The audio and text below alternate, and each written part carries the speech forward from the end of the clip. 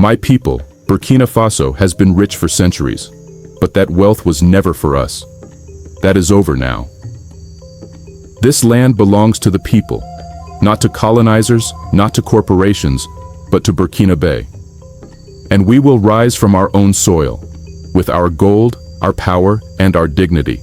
In the heart of West Africa lies a land long known for its gold, yet forgotten in global power conversations. For decades, foreign companies extracted billions, while the people remained in dust. But one young captain has risen, wearing no crown, commanding no throne, just vision and conviction. His name is Ibrahim Traoré, and this is the untold story of how he's quietly turning Burkina Faso into Africa's gold empire, and why powerful nations now fear the dream he's building. When Captain Ibrahim Traoré seized power in 2022, the world labeled it just another African coup. But beneath the headlines was something far more strategic. It wasn't just about politics, it was about resources. Gold, in particular. Burkina Faso sits on one of Africa's richest gold belts, producing over 70 tons annually. But ask any Burkinab on the street, and they'll tell you they never saw that gold. For decades, over 90% of Burkina Faso's gold industry was controlled by foreign multinationals. Canadian, French, Australian, British. Contracts were signed in French boardrooms. Profits were wired to European accounts, and communities living right next to mines were left with polluted water, broken land, and deep poverty. But Traoré wasn't having it. From the moment he stepped into power, he began what many are now calling Africa's most daring resource revolution. His first move: audit every foreign mining contract. What he found shocked even him: deals signed for 30 to 50 years, tax exemptions for companies that never built roads, and environmental violations that went unpunished. Then, in a televised address, Traoré said the words that would change everything. Burkina Faso will no longer be robbed. From today, the gold of this nation is for the people of this land. His government immediately suspended several mining licenses. Companies that refused to renegotiate were asked to leave. And in a move considered suicidal by many in international politics, Traoré nationalized several major gold sites, placing them under Burkina control. But here's where it gets even more interesting. Traoré didn't stop at kicking out foreign corporations. He began building a parallel economic system, one that connects gold revenue to community infrastructure, healthcare, and security. One of his most strategic initiatives was the creation of the National Gold Reserve. Unlike many African countries that export raw gold and import finished products, Burkina Faso, under Traoré, began storing gold reserves locally, increasing sovereign wealth and reducing dependency on foreign currencies.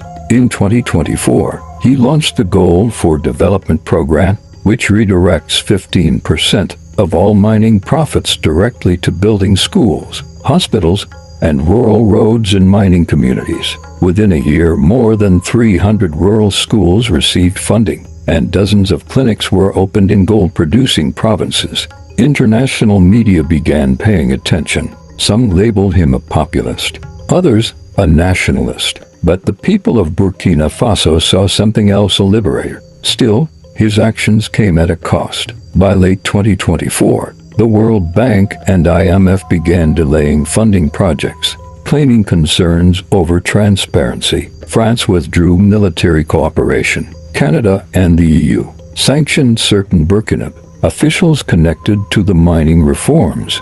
But Traoré didn't flinch. Instead, he looked inward and to other African nations. He traveled to Mali, Guinea, and Niger, creating a regional alliance to form what they now call the Gold Triangle of Independence. Together, they agreed to trade gold among themselves, in local currencies, or through barter, bypassing the CFA franc and Western banking systems. This move was seen as a direct threat to the monetary control France has long held over its former colonies. At the grassroots level, Traoré also made moves that shocked local elites.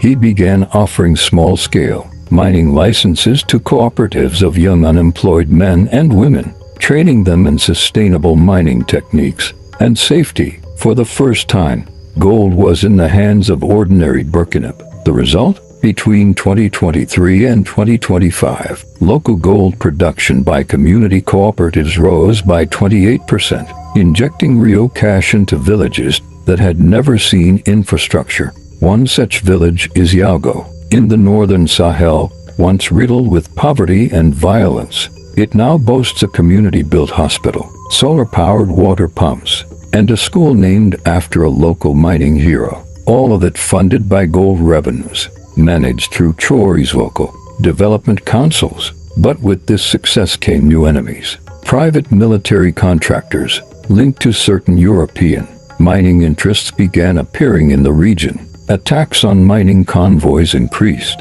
Assassination attempts on pro-Traoré governors became more frequent. In early 2025, a whistleblower from a disbanded paramilitary group claimed that some attacks, labeled as terrorism, were, in fact, orchestrated to sabotage Burkina gold operations and destabilize the new economy. The goal: to justify foreign reintervention and force renegotiation of the gold deals. But Traoré, a former artillery officer, was not easily outmaneuvered. He expanded the Homeland Defense Volunteers program, arming local communities to protect mining zones and resist both terrorists and foreign sabotage. His message was clear: gold is our shield and we will defend it. By mid-2025, Burkina Faso had become a model. Pan-African economists called it the gold reawakening. The African Union praised the National Reserve System, and a number of African leaders began studying Burkina Faso's resource strategy.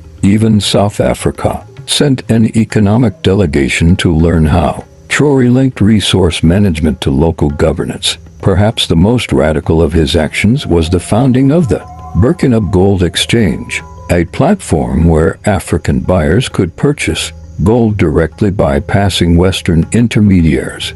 The exchange operates on a blockchain-based system, ensuring traceability and transparency. The result? African jewelers, investors, and industrial buyers began buying gold in Burkina Faso at fairer prices without needing London or Swiss approval. This shook the global gold market. But what does this mean for Africa? In a continent where over $600 billion in resources is extracted annually with little local benefit, Traoré's actions are more than symbolic. They offer a blueprint for young African leaders who are tired of begging for aid while sitting on trillion-dollar minerals, a blueprint for community-first governance, and a blueprint for reclaiming the narrative of who owns Africa's wealth. As the sun sets over Ouagadougou, it's not just a new skyline that's rising, it's a new ideology, a belief that gold is not just metal. It is memory, it is resistance,